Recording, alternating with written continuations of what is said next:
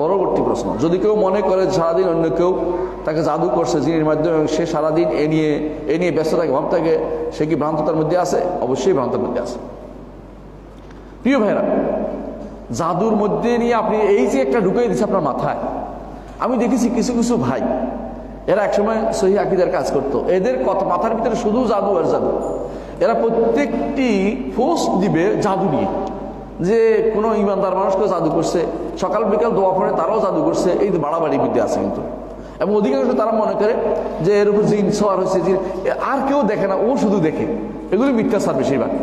কিন্তু আমি বলছি না যে জাদু হয় না, জাদু হয়, কিন্তু এত হয় না যত মানুষের প্রচার করছে, এত হয় না। জাদুর কিছু লক্ষণ